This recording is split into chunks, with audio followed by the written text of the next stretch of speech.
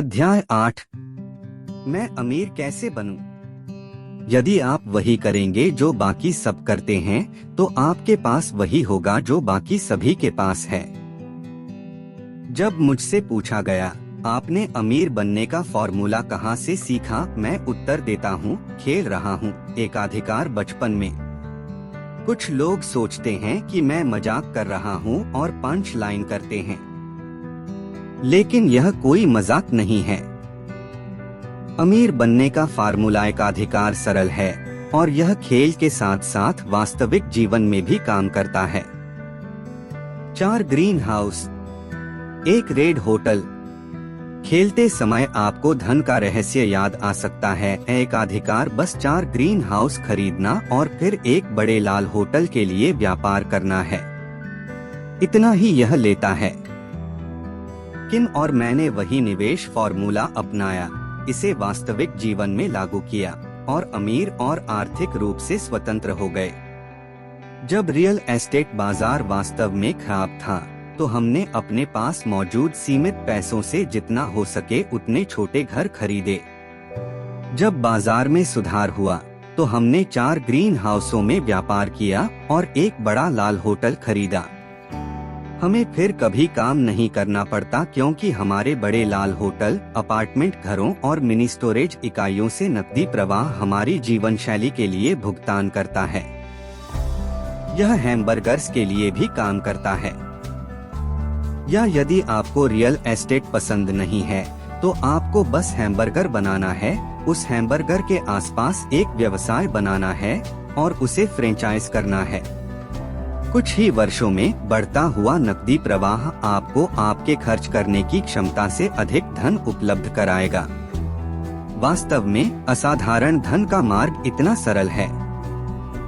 दूसरे शब्दों में, इस हाईटेक दुनिया में महान धन के सिद्धांत सरल और कम तकनीक वाले बने हुए हैं। मैं कहूँगा कि यह केवल सामान्य ज्ञान है, लेकिन अक्सर जब पैसे के विषय की बात आती है, तो सामान्य ज्ञान असामान्य होता है। उदाहरण के लिए, मेरे लिए लोगों को पैसा खोने और कर्ज में अपना जीवन बिताने के लिए टैक्स में छूट देने का कोई मतलब नहीं है, या अपने घर को एक परिसंपत्ति कहना, जबकि यह वास्तव में एक देनदारी है जो हर दिन आपसे नकदी निकालती है। या एक ऐसी राष्ट्रीय सरकार हो जो करों से जितना पैसा इकट्ठा करती है, उससे अधिक पैसा खर्च करती हो। या किसी बच्चे को पढ़ने के लिए स्कूल भेजना ताकि उन्हें अच्छी नौकरी मिल सके, लेकिन उस बच्चे को पैसे के बारे में कुछ भी नहीं सिखाना। अमीर लोग जो करते हैं वह करना आसान है। अमीर लोग जो करते हैं वह करना आसान है। बहुत सारे अमीर लोगों के स्कूल में अच्छा प्रदर्शन नहीं कर पाने का एक कारण यह है कि अमीर बनने का करने योग्य हिस्सा सरल है। अमीर बनने के लिए आपको स्कूल जाने की जरूरत नहीं है। अमीर बनने का करने योग्य भाग निश्चित रूप से कोई रॉकेट विज्ञान नहीं है। एक क्लासिक किताब है जिसे मैं आपको पढ़ने की सलाह देता हूँ, सोचो और अमीर बनो, नेपोलियन हिल द्वारा। मैंने यह किताब एक युवा के रूप में पढ़ी थी और यह बहुत अच्छी लगी, मेरे जीवन की दिशा को प्रभावित किया। इसका शीर्षक रखने का एक अच्छा कारण है, सोचो और अमीर बनो, न कि कड़ी मेहनत करो और अमीर बनो या नौकरी पाओ और अमीर बनो। सच तो यह है कि जो लोग सबसे ज्यादा मेहनत करते हैं वे अमीर नहीं बन पाते। अगर आप अमीर बनना चाहते हैं, तो आपको भीड़ के साथ चलने की बजाय स्वतंत्र रूप से सोचने की जरूरत है। मेरी राय में अमीरों की एक बड़ी खूबी यह है कि वे बाकी सभी से अलग सोचते हैं। यदि आप वही करेंगे जो बाकी सब करते हैं, तो आपके पास वही होगा जो बाकी सभी के पास है। और अधिकांश लोगों के लिए उनके पास वर्षों की कड़ी मेहनत, अनुचित कर और जीवन भर का कर्ज है। जब कोई मुझसे पूछता है, कैश फ्लो क्वाड्रेंट के बाईं ओर से दाईं ओर जाने के लिए मुझे क्या करना होगा, मेरी प्रतिक्रिया है, यह वह नहीं है जो आपको करना है, जिसे बदलने की आवश्यकता है। यह सबसे पहले है कि आप ऐसा कैसे सोचते हैं। बदलने की जरूरत है। दूसरे शब्दों में, जो करने की आवश्यकता है उसे करने के लिए आपको वही बनना होगा। क्या आप उस तरह के व्यक्ति बनना चाहते हैं जो सोचता है कि 4 ग्रीन हाउस खरीदना और उन्हें एक रेड होटल में बदलना आसान है? या क्या आप उस तरह के व्यक्ति बनना चाहते हैं जो सोचता है कि 4 ग्रीन हाउस खरीदना और उन्हें एक रेड होटल में बदलना कठिन है? वर्षों पहले मैंने लक्ष्य निर्धारण पर एक कक्षा ली थी। यह 1970 के दशक के मध्य की बात है और मुझे वास्तव में विश्वास नहीं हो रहा था कि मैं लक्ष्य निर्धारित करने का तरीका सीखने के लिए $150 और एक सुंदर शनिवार और रविवार खर्च कर रहा हूँ। मैं सर्फिंग के लिए जाना पसंद करूँगा। इसके बजाय मैं लक्ष्य निर्धारित करने का तरीका सिखाने के लिए किसी को भुगतान कर रहा था। मैं कई बार लगभग पीछे हट गया, लेकिन मैंने उस कक्षा से जो सीखा उससे मुझे जीवन में वह हासिल करने में मदद मिली जो मैं चाहता था। प्रशिक्षक ने बोर्ड पर ये 3 शब्द लिखे: होना, करना, पास होना। उन्होंने समझाया, लक्ष्य इन 3 शब्दों का है भाग हैं। लक्ष्य जैसे कि एक अच्छा शरीर होना, या सही रिश्ता होना, या लाखों डॉलर होना। एक बार जब अधिकांश लोग अपने लक्ष्य का पता लगा लेते हैं और वे क्या पाना चाहते हैं, तो वे यह सूचीबद्ध करना शुरू कर देते हैं कि लक्ष्य प्राप्त करने के लिए उन्हें क्या करना है। इसीलिए अधिकांश लोगों के पास कार्यों की सूचियां होती हैं। वे अपना लक्ष्य निर्धारित करते हैं और फिर उसे करना शुरू कर देते हैं। एक संपूर्ण शरीर के लक्ष्य का उपयोग करते हुए प्रशिक्षक ने अधिकांश लोगों द्वारा अपनाए जाने वाले दृष्टिकोण के बारे में बात की। जब अधिकांश लोग एक संपूर्ण शरीर चाहते हैं तो वे आहार लेते हैं और फिर जिम जाते हैं। यह कुछ हफ्तों तक चलता है और फिर अधिकांश लोग फ्रेंच फ्राइज और पिज्जा के अपने पुराने आहार पर वापस आ जाते हैं। जिम जाने के बजाय वे टीवी पर बेसबॉल देखते हैं। यह होने के बजाय करने का एक उदाहरण है। यह वह आहार नहीं है जो मायने रखता है। आपको आहार का पालन करना ही मायने रखता है। फिर भी हर साल लाखों लोग पतले होने के लिए सही आहार की तलाश करते हैं। वे इस बात पर ध्यान केंद्रित करते हैं कि उन्हें क्या करना है, बजाय इसके कि उन्हें कौन बनना है। यदि आपके विचार नहीं बदलेंगे तो आहार मदद नहीं करेगा।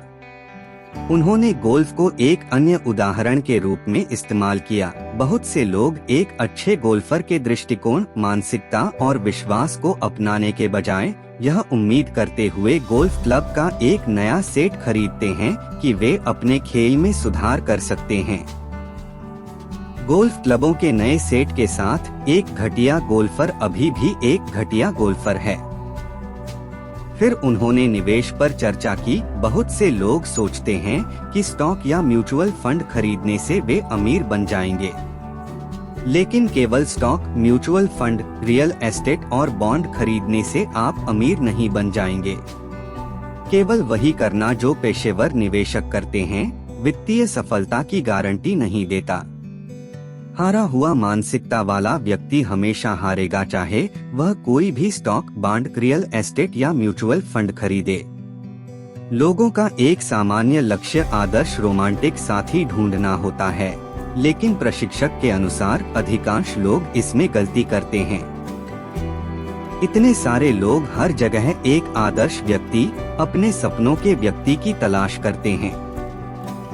वे सही व्यक्ति बनने के लिए काम करने के बजाय सही व्यक्ति की तलाश करते हैं, और जब अंततः उन्हें यह संपूर्ण व्यक्ति मिल जाता है तो वे उसे बदलने का प्रयास करते हैं।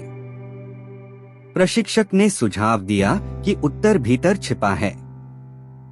अपनी शादी को बेहतर बनाने के लिए आपको अपना पार्टनर बदलने की जरूरत नहीं है। बेहतर होगा कि आप पहले खुद को बदलें। दूसरे व्यक्ति पर काम मत करो। उस दूसरे व्यक्ति के बारे में अपने विचारों पर काम करें। जब वह रिश्तों के बारे में बात कर रही थी तो मेरा ध्यान उन कई लोगों की ओर चला गया जिनसे मैं पिछले कुछ वर्षों में मिला हूँ, जो दुनिया को बदलने के लिए निकले थे लेकिन कहीं नहीं पहुँच रहे थे।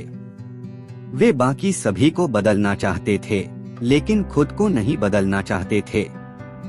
जब उसने पैसे के बारे में बात करना शुरू किया तो मैं अपने दिवास्वप्न से बाहर आ गया। जब पैसे की बात आती है तो बहुत से लोग वही करने की कोशिश करते हैं जो अमीर करते हैं, और जो अमीरों के पास है उसे पाने की कोशिश करते हैं। इसलिए वे एक ऐसा घर खरीदते हैं जो अमीर दिखता है, एक कार जो अमीर दिखती है, और अपने बच्चों को उन स्कूलों में भेजते हैं जहां अमीर अपने बच्चों को पढ़ाते हैं। यह सब इन लोगों को और भी अधिक मेहनत करने के लिए मजबूर करता है, जो कि वास्तव में अमीर लोग नहीं करते हैं। मैं कमरे के पीछे सहमति में सिर हिला रहा था। मेरे अमीर पिता उन शब्दों का प्रयोग नहीं करते थे, लेकिन वह अक्सर कहा करते थे, लोग सोचते हैं कि पैसे के लिए कड़ी मेहनत करना और फिर उन्हें अमीर दिखने वाली चीजें खरीदने से वे अमीर बन जाएंगे। अधिकांश मामलों में ऐसा नहीं होता है। यह उन्हें और अधिक थका देता है। वे इसे कीपिंग अप द जोन्सेस कहते हैं। और यदि आप ध्यान दें तो जोन्सेस थक गए हैं। उस सप्ताहांत कक्षा के दौरान मेरे अमीर पिता ने मुझे जो कुछ बताया था वह अधिक समझ में आने लगा। वर्षों तक वह संयमित जीवन जीते रहे और बिलों का भुगतान करने के लिए कड़ी मेहनत करने के बजाय उन्होंने संपत्ति अर्जित करने के लिए कड़ी मेहनत की।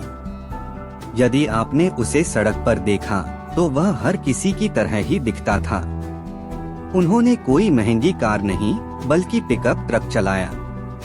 फिर एक दिन जब वह अपने 30वें दशक के अंत में थे, वह एक वित्तीय शक्ति बनकर उभरे। लोगों ने उस पर ध्यान तब दिया जब उसने अचानक हवाई में अचल संपत्ति का एक प्रमुख टुकड़ा खरीद लिया। उनका नाम अखबार में छपने के बाद ही लोगों को एहसास हुआ कि इस शांत स्वभाव के व्यक्ति के पास कई अन्य व्यवसाय और बहुत सारी प्रमुख अचल संपत्ति है, और जब वह बोलते थे तो उनके बैंकर सुनते थे। बहुत कम लोगों ने कभी उस साधारण घर को देखा था जिसमें वह रहते थे। जब उनके पास नकदी की कमी हो गई और उनकी संपत्ति में नकदी का प्रवाह बढ़ गया तो उन्होंने अपने परिवार के लिए एक नया बड़ा घर खरीदा। उन्होंने कोई ऋण नहीं लिया, उन्होंने नकद भुगतान किया। लक्ष्य निर्धारण पर उस सप्ताहांत कक्षा के बाद मुझे एहसास हुआ कि बहुत से लोगों ने वही करने की कोशिश की जो वे सोचते थे कि अमीर करते हैं, और जो अमीरों के पास है उसे पाने की कोशिश करते हैं। वे बड़े घर खरीदेंगे और शेयर बाजार में निवेश करेंगे क्योंकि उन्होंने सोचा था कि अमीर लोग ऐसा ही करते हैं। फिर भी मेरे अमीर पिता मुझे यह बताने की कोशिश कर रहे थे कि यदि उनके पास अभी भी एक गरीब या मध्यम वर्ग के व्यक्ति के विचार, विश्वास और विचार हैं और उन्होंने वही किया जो अमीरों ने किया, तो उनके पास अभी भी वही होगा जो गरीबों और मध्यम वर्ग के पास है। वी डू हैव का अर्थ समझ में आने लगा। कैश फ्लो चतुर्थांश होने के बारे में है, न कि करने के बारे में। कैश फ्लो क्वाड्रेंट के बाईं ओर से दाईं ओर जाना करने के बारे में नहीं है, बल्कि होने के बारे में है। बी या आई जो करता है उससे इतना फर्क नहीं पड़ता। वे इसी तरह सोचते हैं और अपने मूल अस्तित्व में वे कौन हैं। अच्छी खबर यह है कि अपनी सोच बदलने में ज्यादा पैसे खर्च नहीं होते। दरअसल यह मुफ्त में किया जा सकता है। बुरी खबर यह है कि कभी कभी पैसे के बारे में आपकी गहरी बुनियादी धारणाओं को बदलना मुश्किल होता है, जो पीढ़ी दर पीढ़ी हस्तांतरित होती हैं या दोस्तों, काम और स्कूल से सीखी जाती हैं। लेकिन यह किया जा सकता है, और यह किताब मुख्य रूप से इसी बारे में है।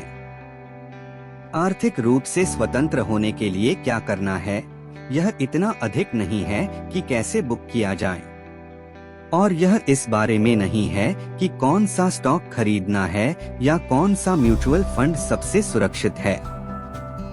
यह पुस्तक आपके विचारों को मजबूत करने होने के बारे में है, ताकि आप वह कार्य कर सकें जो आपको आर्थिक रूप से स्वतंत्र होने में सक्षम बनाएगा। के लिए सुरक्षा मुद्दा है। आमतौर पर जो लोग ई क्वाड्रेंट की तलाश करते हैं वे सुरक्षा को बहुत महत्व देते हैं। उनके लिए यह अक्सर सच होता है कि पैसा उतना महत्वपूर्ण नहीं है जितना सुरक्षा। वे अपने जीवन के अन्य क्षेत्रों में बड़ा जोखिम उठा सकते हैं, लेकिन पैसे के मामले में नहीं। इसके लिए पूर्णतावाद मुद्दा है। यह एक सामान्यीकरण है, लेकिन मैंने उन लोगों के बीच जो देखा है जो वर्तमान में इस चतुर्थांश में हैं, लेकिन दाईं ओर स्विच करने की कोशिश कर रहे हैं, वह स्वयं करो की मानसिकता है। वे इसे स्वयं करना पसंद करते हैं क्योंकि उन्हें यह सुनिश्चित करने की बहुत आवश्यकता होती है कि चीजें सही ढंग से की जाएं। उनके दिमाग में यह सुनिश्चित करने का एकमात्र तरीका कि चीजें सही तरीके से की जाती हैं, सब कुछ स्वयं करना है।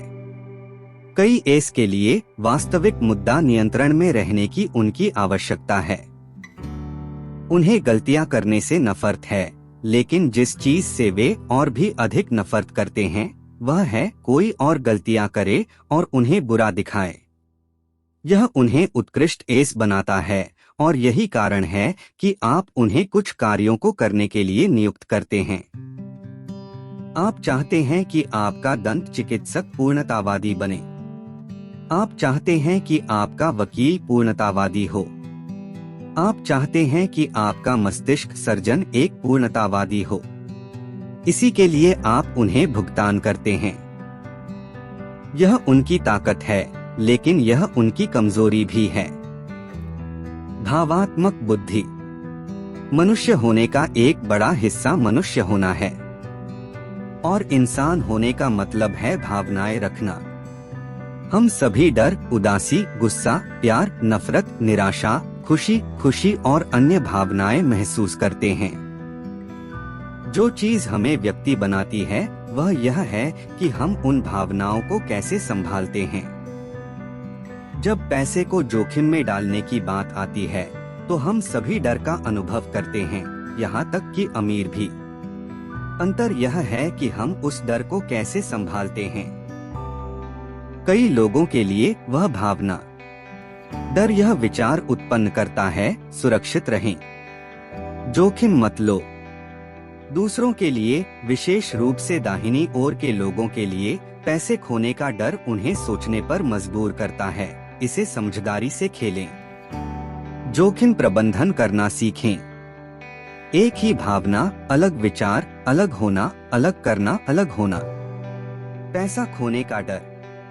मेरी राय में मानव वित्तीय संघर्ष का सबसे बड़ा कारण पैसा खोने का डर है। इस डर के कारण लोग अक्सर बहुत सुरक्षित रूप से या बहुत अधिक व्यक्तिगत नियंत्रण के साथ काम करते हैं, या वे अपना पैसा किसी ऐसे व्यक्ति को दे देते हैं जिसे वे एक विशेषज्ञ मानते हैं और आशा करते हैं और प्रार्थना करते हैं कि पैसा जरूरत पड़ने पर उनके पास रहेगा। यदि डर आपको वित्तीय चतुर्थांशों में से एक में कैद रखता है तो मैं पढ़ने की सलाह देता हूँ भावात्मक बुद्धि, डैनियल गोलेमैन द्वारा। गोलेमैन ने अपनी पुस्तक में सदियों पुरानी पहेली को समझाया है कि जो लोग स्कूल में अच्छा प्रदर्शन करते हैं वे वास्तविक दुनिया में हमेशा अच्छा प्रदर्शन क्यों नहीं करते हैं। उनका उत्तर है कि आपका भावनात्मक आईक्यू आपके शैक्षणिक आईक्यू से अधिक शक्तिशाली है। यही कारण है कि जो लोग जोखिम लेते हैं, गलतियां करते हैं और फिर ठीक हो जाते हैं, वे अक्सर उन लोगों की तुलना में बेहतर प्रदर्शन करते हैं जिन्होंने गलतियां न करना सीख लिया है और जोखिम से डरते हैं। बहुत से लोग उत्तीर्ण ग्रेड के साथ स्कूल छोड़ देते हैं, फिर भी जोखिम लेने के लिए भावनात्मक रूप से तैयार नहीं होते हैं, खासकर वित्तीय जोखिम लेने के लिए। इतने सारे शिक्षक अमीर नहीं हैं, इसका कारण यह है कि वे ऐसे माहौल में काम करते हैं जो गलती करने वाले लोगों को दंडित करता है। इसके बजाय आर्थिक रूप से स्वतंत्र होने के लिए हमें गलतियां करना और जोखिम का प्रबंधन करना सीखना होगा। यदि लोग पैसे खोने के डर से अपना जीवन बिताते हैं, भीड़ के कार्यों से अलग काम करने से डरते हैं, तो अमीर बनना लगभग असंभव है, भले ही यह 4 ग्रीन हाउस खरीदने और उन्हें एक बड़े लाल होटल के लिए व्यापार करने जितना आसान हो। भावनात्मक बुद्धि मजबूत होती है। गोलेमैन की पुस्तक पढ़ने के बाद मुझे एहसास हुआ कि वित्तीय IQ 90% भावनात्मक IQ है और वित्त या धन के बारे में केवल 10% तकनीकी जानकारी है। गोलेमैन ने रॉटरडैम के 16वीं सदी के मानवतावादी इरास्मस को उद्धृत किया, जिन्होंने कारण और भावना के बीच के बारहमासी तनाव पर व्यंग्यपूर्ण ढंग से लिखा था। अपने लेखन में वह तुलना करने के लिए 24:1 के अनुपात का उपयोग करते हैं। भावनात्मक मस्तिष्क की शक्ति तर्कसंगत मस्तिष्क तक। दूसरे शब्दों में, जब भावनाएं चरम पर होती हैं, तो वे तर्कसंगत दिमाग से 24 गुना अधिक मजबूत होती हैं। अब मुझे नहीं पता कि अनुपात वैज्ञानिक रूप से मान्य है या नहीं, लेकिन तर्कसंगत सोच पर भावनात्मक सोच की शक्ति दिखाने के लिए इसकी कुछ उपयोगिता है। भावनात्मक मस्तिष्क, तर्कसंगत मस्तिष्क। हम सभी ने अपने जीवन में ऐसी घटनाओं का अनुभव किया है जब हमारी भावनाएं हमारे तर्कसंगत विचारों पर हावी हो गईं। मुझे यकीन है कि हम में से अधिकांश के पास गुस्से में कुछ ऐसा कह दिया जो बाद में काश हमने न कहा होता। किसी ऐसे व्यक्ति के प्रति आकर्षित हुए जिसके बारे में हम जानते थे कि वह हमारे लिए अच्छा नहीं है, लेकिन फिर भी उसके साथ चले गए या इससे भी बदतर उससे शादी कर ली। किसी प्रियजन को खोने के कारण रोया है या किसी को अनियंत्रित रूप से रोते देखा है। किसी ऐसे व्यक्ति को चोट पहुंचाने के लिए जानबूझकर कुछ किया जिससे हम प्यार करते हैं क्योंकि हमें ठेस पहुंची। क्या हमारा दिल टूट गया था और लंबे समय तक हम इससे उबर नहीं पाए थे। ऐसे समय होते हैं जब भावनाएं 24:1 से अधिक होती हैं। इसे इसमें देखा जा सकता है। व्यसन जैसे बाध्यकारी भोजन, धूम्रपान, सेक्स, खरीदारी, ड्रग्स। फोबिया जैसे सांपों का डर, ऊंचाई, तंग जगह, अंधेरा, अजनबी। ये और अन्य व्यवहार अक्सर 100% भावनात्मक रूप से प्रेरित होते हैं। जब व्यसन और भय जैसी कोई मजबूत चीज शामिल हो तो तर्कसंगत विचार की भावनाओं पर बहुत कम शक्ति होती है। सांप फोबिया। जब मैं फ्लाइट स्कूल था, मेरा एक दोस्त था जिसे सांप से डर लगता था। गोली लगने के बाद जंगल में कैसे जीवित रहना है, इस पर एक कक्षा के दौरान शिक्षक ने हमें यह दिखाने के लिए कि इसे कैसे खाया जाए, एक हानिरहित बगीचे का सांप निकाला। मेरा दोस्त, एक वयस्क व्यक्ति, उछल पड़ा, चिल्लाया और कमरे से बाहर भाग गया। वह खुद पर नियंत्रण नहीं रख सका। न केवल सांपों से उसका भय प्रबल था, बल्कि सांप को खाने का विचार भी उसकी भावनाओं को सहन करने के लिए बहुत कठिन था। Money phobia. जब पैसे को जोखिम में डालने की बात आती है तो मैंने लोगों को भी ऐसा ही करते देखा है। निवेश के बारे में पता लगाने के बजाय वे भी उछल पड़ते हैं, चिल्लाते हैं और कमरे से बाहर भाग जाते हैं। पैसा कई गहरे भावनात्मक भय पैदा करता है। मेरे पास वे हैं, वे आपके पास है, वे हम सबके पास हैं। क्यों? क्योंकि आप चाहें या न चाहें, पैसा एक भावनात्मक विषय है। और क्योंकि यह एक भावनात्मक विषय है, अधिकांश लोग पैसे के बारे में तार्किक रूप से नहीं सोच सकते। यदि आपको नहीं लगता कि पैसा भावनात्मक है, तो बस शेयर बाजार देखें। अधिकांश बाजारों में कोई तर्क नहीं है, केवल लालच और भय की भावनाएं हैं। एक व्यक्ति को नई कार में चढ़ते और चमड़े के इंटीरियर को सूंघते हुए देखें। विक्रेता को बस इतना करना है कि उनके कान में ये जादुई शब्द कहें, कम डाउन पेमेंट, आसान मासिक भुगतान, और सारा तर्क हवा हो जाता है। भावनात्मक विचार तार्किक लगते हैं। मूल भावनात्मक विचारों के साथ समस्या यह है कि वे तार्किक लगते हैं। जब ई चतुर्थांश में कोई व्यक्ति भयभीत हो जाता है तो उनका तार्किक विचार यह होता है, सुरक्षित रहें, जोखिम मत लो। हालांकि आई चतुर्थांश में किसी के लिए यह बिल्कुल भी तर्कसंगत नहीं है। इस चतुर्थांश के लोगों के लिए जब अच्छा काम करने के लिए दूसरों पर भरोसा करने का मुद्दा सामने आता है तो उनका तार्किक विचार इस तरह हो सकता है, मैं इसे स्वयं ही करूंगा। यही कारण है कि इतने सारे इस प्रकार के व्यवसाय अक्सर पारिवारिक व्यवसाय होते हैं। विश्वास की भावना अधिक है। उनके लिए खून निश्चित रूप से पानी से अधिक गाढ़ा है। अलग अलग चतुर्भुज, अलग अलग तर्क, अलग अलग विचार, अलग अलग कार्य, अलग अलग गुण, अलग अलग भावनाएं। यह निर्धारित करता है कि हम क्या करते हैं। यह इस बात पर निर्भर करता है कि हम व्यक्तिगत रूप से भावनाओं पर कैसे प्रतिक्रिया देते हैं। मुझे ऐसा महसूस नहीं हो रहा है। यह जानने का एक तरीका है कि क्या आप तर्कसंगत के बजाय भावनात्मक रूप से सोच रहे हैं जब आप बातचीत में महसूस शब्द का उपयोग करते हैं। उदाहरण के लिए, बहुत से लोग जो अपनी भावनाओं से संचालित होते हैं वे ऐसी बातें कहते हैं, आज मेरा व्यायाम करने का मन नहीं है। तार्किक रूप से वे जानते हैं कि उन्हें व्यायाम करना चाहिए। बहुत से लोग जो आर्थिक रूप से संघर्ष करते हैं वे यह नियंत्रित करने में सक्षम नहीं हैं कि वे कैसा महसूस करते हैं या वे अपनी भावनाओं को अपने विचारों पर हावी होने देते हैं। मैंने उन्हें यह कहते हुए सुना है, मुझे निवेश के बारे में सीखने का मन नहीं है। यह बहुत ज्यादा परेशानी है। निवेश करना मेरे लिए सही नहीं लगता। मुझे अपने दोस्तों को अपने व्यवसाय के बारे में बताने का मन नहीं है। मुझे अस्वीकार किए जाने की भावना से नफरत है। माता पिता या बच्चा, वे भावनाओं से उत्पन्न विचार हैं, तर्क से नहीं। पॉप मनोविज्ञान में यह माता पिता और बच्चे के बीच की लड़ाई है। माता पिता आमतौर पर चाहिए में बोलते हैं।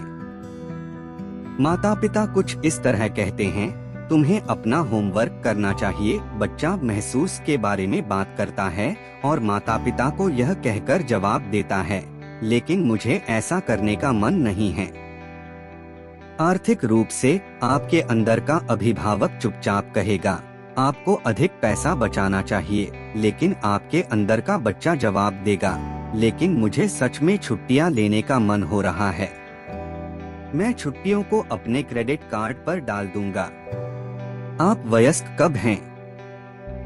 बाईं ओर से दाईं ओर जाने पर हमें वयस्क होने की आवश्यकता है। हम सभी को आर्थिक रूप से विकसित होने की जरूरत है। माता पिता या बच्चे होने के बजाय हमें पैसे, काम और निवेश को वयस्कों के रूप में देखने की जरूरत है। और वयस्क होने का मतलब यह जानना है कि आपको क्या करना है और उसे करना है, भले ही आपको ऐसा करने का मन न हो। आपके भीतर वार्तालाप। एक चतुर्थांश से दूसरे चतुर्थांश में जाने पर विचार करने वाले लोगों के लिए प्रक्रिया का एक महत्वपूर्ण हिस्सा अपने आंतरिक संवाद के प्रति जागरूक और सतर्क रहना है। हमेशा याद रखें कि जो बात एक चतुर्थांश में तर्कसंगत लगती है, जरूरी नहीं कि वह दूसरे चतुर्थांश में भी अर्थपूर्ण हो। वित्तीय सुरक्षा से वित्तीय स्वतंत्रता की ओर जाना मुख्य रूप से आपकी सोच को बदलने की एक प्रक्रिया है। यह जानने की पूरी कोशिश करने की एक प्रक्रिया है कि कौन से विचार भावना आधारित हैं और कौन से तर्क आधारित हैं। यदि आप अपनी भावनाओं पर नियंत्रण रख सकते हैं और जो आपको तार्किक लगता है उसके लिए आगे बढ़ सकते हैं, तो आपके पास यात्रा करने का अच्छा मौका है। बाहरी प्रभावों पर ध्यान न दें। सबसे महत्वपूर्ण बातचीत वह है जो आप स्वयं के साथ कर रहे हैं। जब किम और मैं अस्थायी रूप से बेघर और आर्थिक रूप से अस्थिर थे, तो हमारी भावनाएं नियंत्रण से बाहर हो गईं। कई बार जो तर्कसंगत लगता था वह शुद्ध भावनाएं बोलती थीं। हमारी भावनाएं वही कह रही थीं जो हमारे मित्र कह रहे थे, सुरक्षित रहें, एक सुरक्षित नौकरी प्राप्त करें और जीवन का आनंद लें। लेकिन तार्किक रूप से हम दोनों इस बात पर सहमत थे कि सुरक्षा की तुलना में स्वतंत्रता हमारे लिए अधिक मायने रखती है। वित्तीय स्वतंत्रता की ओर बढ़ते हुए हम जानते थे कि हम सुरक्षा की भावना पा सकते हैं जो एक नौकरी हमें कभी नहीं दे सकती। हमारे रास्ते में आने वाली एकमात्र चीज हमारे भावनात्मक रूप से प्रेरित विचार थे। वे तर्कसंगत लगते थे, लेकिन दीर्घावधि में उनका कोई मतलब नहीं था। अच्छी खबर यह है कि एक बार जब हम कैश फ्लो क्वाड्रेंट के दूसरी तरफ पहुंच गए, तो पुराने विचारों ने चिल्लाना बंद कर दिया और नए विचार हमारी वास्तविकता बन गए। आज मैं उन भावनाओं को समझता हूं जब कोई व्यक्ति कहता है, मैं जोखिम नहीं ले सकता, मेरे पास सोचने के लिए एक परिवार है, मेरे पास एक सुरक्षित नौकरी होनी चाहिए, या पैसा कमाने के लिए पैसे की जरूरत होती है, इसलिए मैं निवेश नहीं कर सकता, या मैं इसे अपने आप करूंगा। मैं उनके विचारों को महसूस करता हूं, क्योंकि वे विचार मेरे मन में स्वयं आए हैं। लेकिन कैश फ्लो चतुर्थांश को देखते हुए बी और आई चतुर्थांश में वित्तीय स्वतंत्रता प्राप्त करने के बाद मैं वास्तव में कह सकता हूं कि वित्तीय स्वतंत्रता प्राप्त करना सोचने का एक अधिक शांतिपूर्ण और सुरक्षित तरीका है। ई और बी के बीच अंतर। मूल भावनात्मक मूल्य विभिन्न दृष्टिकोणों का कारण बनते हैं। व्यवसाय मालिकों और कर्मचारियों के बीच संचार में संघर्ष अक्सर भावनात्मक मूल्यों में अंतर के कारण होता है। के बीच सदैव संघर्ष होता रहा है। ई और बी क्योंकि एक अधिक वेतन चाहता है और दूसरा अधिक काम चाहता है। इसीलिए हम अक्सर सुनते हैं, मुझसे अधिक काम लिया जाता है और वेतन कम मिलता है। और दूसरी ओर से हम अक्सर सुनते हैं, उन्हें और अधिक भुगतान किए बिना उन्हें अधिक मेहनत करने और अधिक वफादार बनने के लिए प्रेरित करने के लिए हम क्या कर सकते हैं। बी और आई के बीच अंतर। व्यवसाय मालिकों और उस व्यवसाय में निवेशकों, जिन्हें अक्सर शेयरधारक कहा जाता है, के बीच भी लगातार तनाव बना रहता है। एक अधिक पूंजी चाहता है और दूसरा अधिक लाभांश चाहता है। शेयरधारकों की बैठक में बातचीत इस तरह हो सकती है। कंपनी प्रबंधक, हमें एक निजी जेट की आवश्यकता है ताकि हमारे अधिकारी वहां पहुंच सकें। उनकी बैठकें तेज हो गईं। निवेशक, हमें कम अधिकारियों की आवश्यकता है, तब हमें प्राइवेट जेट की जरूरत नहीं पड़ेगी। एस और बी के बीच अंतर। व्यापारिक लेन देन में मैं अक्सर एक उज्ज्वल एस को देखता हूं, जैसे कि एक वकील एक बिजनेस मालिक बी के लिए एक मल्टीमिलियन डॉलर का सौदा करता है। जब लेन देन पूरा हो जाता है तो वकील चुपचाप क्रोधित हो जाता है, क्योंकि बी लाखों कमाता है और एस प्रति घंटा वेतन कमाता है। उनके शब्द इस तरह लग सकते हैं। वकील एस कह सकता है, हमने सारा काम किया और उसने सारा पैसा कमाया। व्यवसाय स्वामी बी कह सकता है, उन लोगों ने हमें कितने घंटों का बिल दिया, उन्होंने जो शुल्क लिया उसके बदले में हम पूरी लॉ फर्म सकते थे। ई और आई के बीच अंतर। दूसरा उदाहरण एक बैंक प्रबंधक का है जो एक निवेशक को कुछ अचल संपत्ति खरीदने के लिए ऋण देता है। निवेशक सैकड़ों हजारों कर मुक्त डॉलर कमाता है और बैंकर को एक वेतन चेक मिलता है जिस पर भारी कर लगाया जाता है। बैंक प्रबंधक ई कह सकता है, मैं उस आदमी को ऋण देता हूँ और वह धन्यवाद भी नहीं कहता। मुझे नहीं लगता कि वह जानता है कि हमने उसके लिए कितनी मेहनत की है। निवेशक, मैं कह सकता हूँ, लड़के, वे लोग नकचढ़े हैं। यह सब बेकार कागजी कार्रवाई देखें जो हमें केवल घटिया ऋण प्राप्त करने के लिए करनी पड़ती है। भावनात्मक रूप से अस्थिर विवाह। सबसे भावनात्मक रूप से अस्थिर विवाह जो मैंने कभी देखा है वह एक ऐसा जोड़ा था जहां पत्नी कट्टरगी थी जो वित्तीय सुरक्षा के लिए नौकरी में विश्वास करती थी, जबकि पति खुद को ऊंची उड़ान भरने वाला आई मानता था। उसने सोचा कि वह भविष्य का वॉरेन बफेट था, लेकिन वास्तव में वह एक एस था, पेशे से केवल कमीशन वाला सेल्समैन और दिल से एक पुराना जुआरी। वह हमेशा ऐसे निवेश की तलाश में रहता था जो उसे जल्दी अमीर बनने में मदद कर सके। वह किसी भी नए स्टॉक की पेशकश, अत्यधिक उच्च रिटर्न का वादा करने वाली ऑफशोर निवेश योजना या एक रियल एस्टेट सौदे के लिए पूरी तरह तैयार था, जिस पर वह विकल्प ले सकता था। यह जोड़ा अभी भी साथ है, लेकिन मैं वास्तव में नहीं जानता कि क्यों। प्रत्येक दूसरे को पागल कर देता है। एक व्यक्ति जोखिम पर फलता फूलता है, दूसरे को जोखिम से नफरत है। विभिन्न चतुर्थांश, विभिन्न मूल मूल्य।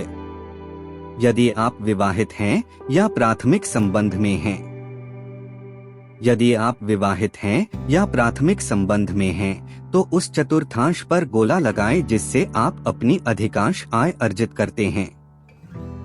फिर उस चतुर्भुज पर गोला लगाएं जिससे आपके जीवन साथी या साथी को आय होती है। मैं आपसे ऐसा करने के लिए इसलिए कह रहा हूं क्योंकि अगर एक साथी यह नहीं समझ पाता है कि दूसरा कहां से आ रहा है, तो भागीदारों के बीच चर्चा अक्सर मुश्किल हो जाती है।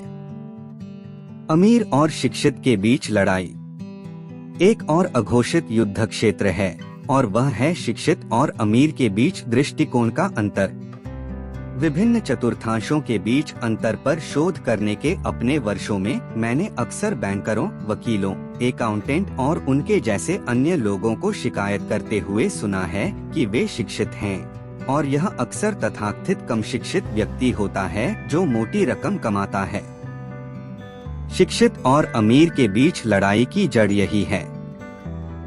ऐसा नहीं है कि बी और आई चतुर्थांश में लोग अशिक्षित हैं, क्योंकि कई लोग उच्च शिक्षित हैं। यह सिर्फ इतना है कि स्कूल में कई बी और आई अकादमिक विशेषज्ञ बच्चे नहीं थे। आप में से उन लोगों के लिए जिन्होंने मेरी किताब पढ़ी है, धनी पिता गरीब पिता, आप जानते हैं कि यह शिक्षित और अमीरों के बीच संघर्ष के बारे में है। मेरे उच्च शिक्षित लेकिन गरीब पिता को इस बात पर बहुत गर्व था कि उन्होंने स्टैनफोर्ड और शिकागो विश्वविद्यालय जैसे प्रतिष्ठित स्कूलों में वर्षों तक उन्नत अध्ययन किया। मेरे अमीर पिता ऐसे व्यक्ति थे जिन्होंने अपने पिता की मृत्यु के बाद अपने परिवार का व्यवसाय चलाने के लिए स्कूल छोड़ दिया था, इसलिए उन्होंने कभी हाई स्कूल की पढ़ाई भी पूरी नहीं की। फिर भी उन्होंने अकूत संपत्ति अर्जित की। जैसे जैसे मैं बड़ा होता गया और अपने अमीर लेकिन अशिक्षित पिता से अधिक प्रभावित होने लगा, मेरे शिक्षित पिता कभी कभी जीवन में अपने स्थान को लेकर रक्षात्मक हो जाते थे। जब मैं लगभग 16 वर्ष का था, एक दिन मेरे शिक्षित पिता ने कहा, मेरे पास प्रतिष्ठित स्कूलों से उन्नत डिग्रियां हैं। माइक के पिता के पास क्या है? मैं रुका और धीरे से उत्तर दिया, पैसा और खाली समय। एक मानसिक परिवर्तन से भी अधिक। जैसा कि पहले कहा गया है, बी या आई चतुर्थांश में सफलता के लिए शैक्षणिक या तकनीकी ज्ञान से कहीं अधिक की आवश्यकता होती है। इसके लिए अक्सर मूल भावनात्मक सोच, भावनाओं, विश्वासों और दृष्टिकोण में बदलाव की आवश्यकता होती है। याद करना, होना, करना, पास होना। अमीर जो करते हैं वह अपेक्षाकृत सरल है। यह होना है जो अलग है। अंतर उनके विचारों और विशेष रूप से उनके आंतरिक संवाद में पाया जाता है। इसीलिए मेरे अमीर पिता ने मुझे यह कहने से मना किया, मैं इसे बर्दाश्त नहीं कर सकता, मैं ऐसा नहीं कर सकता। सुरक्षित रहो, पैसे मत गवाओ। यदि आप असफल हो जाएं और कभी उबर न पाएं तो क्या होगा? उन्होंने उन बयानों पर प्रतिबंध लगा दिया क्योंकि उनका सच में मानना था कि शब्द शक्तिशाली उपकरण हैं। व्यक्ति जो कहता और सोचता है वह सत्य हो जाता है। अमीर पिताजी का दृढ़ विश्वास था कि जो हम खुद से कहते हैं वही हमारी वास्तविकता बन जाती है। इसीलिए मुझे संदेह है कि जो लोग आर्थिक रूप से संघर्ष करते हैं उनकी भावनाएं अक्सर बोलती हैं और उनके जीवन को नियंत्रित करती हैं। जब तक कोई व्यक्ति उन भावनात्मक रूप से प्रेरित विचारों पर काबू पाना नहीं सीखता, तब तक उनके शब्द वास्तविकता बन जाते हैं। जैसे शब्द मैं कभी अमीर नहीं बनूंगा, वह विचार कभी काम नहीं करेगा, यह मेरे लिए बहुत महंगा है। यदि वे भावनात्मक रूप से आधारित विचार हैं, तो वे शक्तिशाली हैं। अच्छी खबर यह है कि इन्हें नए दोस्तों, नए विचारों और थोड़े समय के सहयोग से बदला जा सकता है।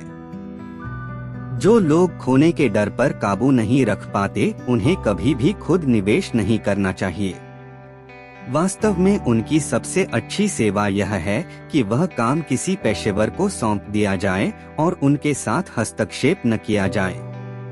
मैं ऐसे कई पेशेवर लोगों से मिला हूँ जो दूसरे लोगों का पैसा निवेश करते समय निडर होते हैं और बहुत सारा पैसा कमाने में सक्षम होते हैं, लेकिन जब अपने पैसे को निवेश करने या जोखिम में डालने की बात आती है तो खोने का उनका डर बहुत प्रबल हो जाता है और अंततः वे हार जाते हैं।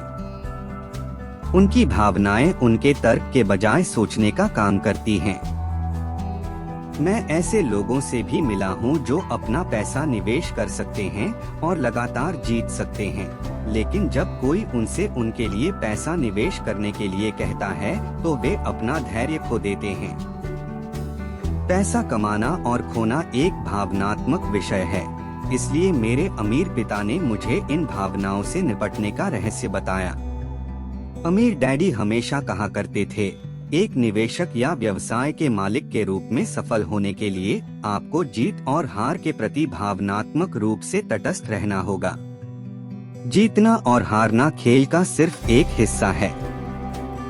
अपनी सुरक्षित नौकरी छोड़ना। मेरे मित्र माइक के पास एक सिस्टम था जो उसका था। इसे उनके पिता ने बनवाया था। मुझे वह सौभाग्य नहीं मिला। मैं जानता था कि किसी दिन मुझे ऐसा करना पड़ेगा। घोंसले का आराम और सुरक्षा छोड़ो और अपना सिस्टम बनाना करो। 1978 में मैंने जेरोक्स के साथ अपनी पूर्णकालिक सुरक्षित नौकरी से इस्तीफा दे दिया और बिना किसी सुरक्षा जाल के कठिन कदम उठाया। मेरे दिमाग में डर और संदेह का शोर बहुत तेज था। जब मैंने अपने त्यागपत्र पर हस्ताक्षर किए, अपनी आखिरी तनख्वाह ली और दरवाजे से बाहर चला गया तो मैं डर से लगभग स्तब्ध हो गया था। मेरे अंदर आत्महानिकारक विचारों और भावनाओं का एक ऑर्केस्ट्रा बज रहा था। मैं अपने आप को इतनी जोर से और इतने दृढ़ विश्वास के साथ बुरा भला कह रहा था कि मुझे कुछ और सुनाई ही नहीं दे रहा था।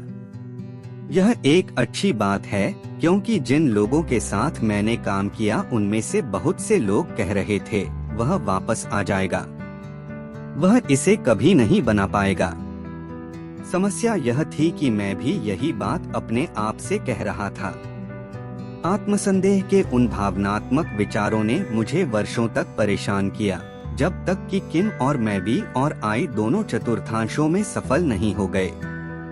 आज भी मैं वे शब्द सुनता हूँ, उनके पास बस अधिकार कम है। अपने आत्मसंदेह को सहने की प्रक्रिया में मैंने व्यक्तिगत प्रोत्साहन के अन्य विचार और कथन बनाना सीखा, जैसे कथन शांत रहो, स्पष्ट सोचो, खुला दिमाग रखना, जाता रहना। किसी ऐसे व्यक्ति से मार्गदर्शन के लिए पूछें जो आपसे पहले गया है। आपके लिए सर्वोत्तम चाहने वाली उच्च शक्ति पर विश्वास रखें और विश्वास बनाए रखें। मैंने प्रोत्साहन के इन विचारों को आंतरिक रूप से बनाना सीखा, भले ही मेरा एक हिस्सा डरा हुआ था। मैं जानता था कि मेरी पहली बार सफलता की संभावना बहुत कम थी, लेकिन अच्छे दोस्तों के साथ विश्वास और साहस की सकारात्मक भावनाओं ने मुझे आगे बढ़ाया। मैं जानता था कि मुझे जोखिम उठाना होगा। मैं जानता था कि जोखिम के कारण गलतियां होती हैं और गलतियों के कारण बुद्धि और ज्ञान आता है, जिनमें से मुझ में दोनों की कमी थी। मेरे लिए असफलता का मतलब अपने डर को जीतना होता, इसलिए मैं कुछ गारंटी के साथ आगे बढ़ने को तैयार था। मेरे अमीर पिता ने मुझ में यह विचार डाला था कि असफलता सफलता की प्रक्रिया का हिस्सा है। आंतरिक यात्रा। एक चतुर्थांश से दूसरे चतुर्थांश तक का मार्ग एक आंतरिक यात्रा है। यह मूल मान्यताओं और तकनीकी कौशल के एक सेट से मूल मान्यताओं और कौशल के एक नए सेट तक की यात्रा है। यह प्रक्रिया काफी हद तक साइकिल चलाना सीखने जैसी है। पहले तो बहुत गिरते हो। कई बार यह निराशाजनक और शर्मनाक होता है, खासकर यदि आपके दोस्त देख रहे हों। लेकिन कुछ देर बाद गिरना बंद हो जाता है और सवारी स्वचालित हो जाती है। यदि आप फिर से गिरते हैं तो यह कोई बड़ी बात नहीं है, क्योंकि अब आप जानते हैं कि आप उठ सकते हैं और फिर से सवारी कर सकते हैं।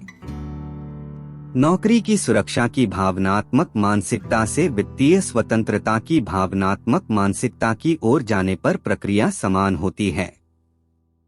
एक बार जब किम और मैं पार कर गए तो हमें असफल होने का डर कम था, क्योंकि हमें फिर से खड़े होने की अपनी क्षमता पर भरोसा था। ऐसे दो कथन हैं जिन्होंने मुझे व्यक्तिगत रूप से प्रेरित किया। जब मैं छोड़ने और वापस लौटने की कगार पर था तो मेरे अमीर पिता की सलाह में से एक था, आप हमेशा छोड़ सकते हैं। तो अब क्यों छोड़े? उस कथन ने मेरा उत्साह बढ़ाया और मेरी भावनाओं को शांत रखा। इसने मुझे याद दिलाया कि मैं आधे रास्ते तक पहुंच चुका हूं, तो पीछे क्यों मुड़ूं? पीछे जाने की दूरी आगे जाने जितनी ही थी। यह कोलंबस के अटलांटिक पार छोड़कर आधे रास्ते से वापस लौटने जैसा होगा। कभी कभी छोड़ना सबसे अच्छा कदम होता है, और यह जानने की बुद्धि होना कि कब छोड़ना है महत्वपूर्ण है। मैं अक्सर ऐसे लोगों से मिलता हूं जो इतने जिद्दी होते हैं कि वे ऐसे प्रोजेक्ट पर आगे बढ़ते रहते हैं जिसके सफल होने की कोई संभावना नहीं होती। यह जानने की समस्या कि कब छोड़ना है या कब जारी रखना है, जोखिम लेने वाले किसी भी व्यक्ति के लिए एक आम समस्या है। इस समस्या को प्रबंधित करने का एक तरीका उन सलाहकारों को ढूंढना है जो पहले ही सफलतापूर्वक पार कर चुके हैं। एक व्यक्ति जो पहले से ही दूसरी तरफ है, वह आपका सबसे अच्छा मार्गदर्शन कर सकता है। लेकिन किसी ऐसे व्यक्ति की सलाह से सावधान रहें जिसने क्रॉसिंग के बारे में केवल किताबें पढ़ी हैं और उसे इस विषय पर व्याख्यान देने के लिए भुगतान मिलता है। दूसरा कथन जो अक्सर मुझे प्रेरित करता था वह था, दिग्गज अक्सर लड़खड़ाकर गिर जाते हैं, लेकिन कीड़े नहीं, क्योंकि वे केवल खुदाई और रेंगना ही करते हैं। इतने सारे लोगों के आर्थिक रूप से संघर्ष करने का मुख्य कारण यह नहीं है कि उनके पास अच्छी शिक्षा का अभाव है या वे मेहनती नहीं हैं। ऐसा इसलिए है क्योंकि वे हारने से डरते हैं। अगर खोने का डर उन्हें रोकता है तो वे पहले ही हार चुके हैं। हारने वाले अपने विजेताओं को काटते हैं और अपने हारने वालों की सवारी करते हैं। हारने का डर लोगों के कार्यों को अजीब तरीकों से प्रभावित करता है। मैंने ऐसे लोगों को देखा है जिन्होंने $20 पर स्टॉक खरीदा था। जब वे $30 पर पहुंच गए तो अपने शेयर बेच देते थे, क्योंकि वे जो हासिल किया था उसे खोने से बहुत डरते थे। और फिर उन्होंने स्टॉक को $100 तक बढ़ते, विभाजित होते और फिर से $100 तक जाते देखा। विडंबना यह है कि वही व्यक्ति जिसने $20 पर एक स्टॉक खरीदा था, वह इसे $3 तक नीचे जाते देखेगा और फिर भी रुका रहेगा, उम्मीद करेगा कि कीमत वापस आ जाएगी। यह एक उदाहरण है कि कोई व्यक्ति खोने से इतना डरता है या यह स्वीकार कर लेता है कि वह हार गया है कि वह हार ही जाता है। विजेता अपने हारने वालों को काटते हैं और अपने विजेताओं पर सवार होते हैं। विजेता लगभग इसके विपरीत कार्य करते हैं। अक्सर जिस क्षण उन्हें पता चलता है कि वे घाटे की स्थिति में हैं, यानी उनके स्टॉक की कीमत बढ़ने के बजाय नीचे जाने लगती है, वे बेच देंगे और अपना घाटा उठा लेंगे। अधिकांश को यह कहने में कोई शर्म नहीं है कि उन्हें हार का सामना करना पड़ा, क्योंकि विजेता जानता है कि हारना जीतने की प्रक्रिया का हिस्सा है। जब उन्हें कोई विजेता मिल जाता है तो वे उस पर सवार होकर जितनी दूर तक जा सकते हैं चढ़ेंगे। जैसे ही उन्हें पता चलता है कि मुफ्त यात्रा खत्म हो गई है और कीमत चरम पर है, वे कटौती करते हैं और बेचते हैं। एक महान निवेशक बनने की कुंजी जीत और हार के प्रति तटस्थ रहना है। तब आपके मन में डर और लालच जैसे भावनात्मक रूप से प्रेरित विचार नहीं आते जो आपके लिए सोचते हैं। हारने वाले जीवन में वही चीजें करते हैं। जो लोग हारने से डरते हैं वे असल जिंदगी में भी वही काम करते हैं। हम सभी जानते हैं, जो लोग ऐसी शादियों में रहते हैं जहां अब कोई प्यार नहीं है, जो लोग अंतिम छोर वाली नौकरियों में बने रहते हैं, जो लोग पुराने कपड़े और ऐसी चीजें लटकाए रखते हैं जिनका वे कभी उपयोग नहीं करते, जो लोग ऐसे शहरों में रहते हैं जहां उनका कोई भविष्य नहीं है, जो लोग उन लोगों से दोस्ती रखते हैं जो उन्हें रोकते हैं। भावनात्मक बुद्धिमत्ता को नियंत्रित किया जा सकता है। वित्तीय बुद्धिमत्ता का भावनात्मक बुद्धिमत्ता से गहरा संबंध है। मेरी राय में अधिकांश लोग आर्थिक रूप से पीड़ित होते हैं क्योंकि उनकी भावनाएं उनके विचारों पर नियंत्रण रखती हैं। हम मानव प्राणी के रूप में सभी की भावनाएं समान हैं। हम जीवन में क्या करते हैं और हमारे पास क्या है के बीच अंतर मुख्य रूप से इस बात पर निर्भर करता है कि हम उन भावनाओं को कैसे संभालते हैं। उदाहरण के लिए, डर की भावना हम में से कुछ लोगों को कायर बना सकती है, लेकिन यह दूसरों को साहसी बनने के लिए भी प्रेरित कर सकता है। दुर्भाग्य से जब पैसे की बात आती है तो हमारे समाज में अधिकांश लोग वित्तीय रूप से कायर बन जाते हैं। जब पैसा खोने का डर सामने आता है तो ज्यादातर लोगों के मन में स्वतः ही यह जब शुरू हो जाता है।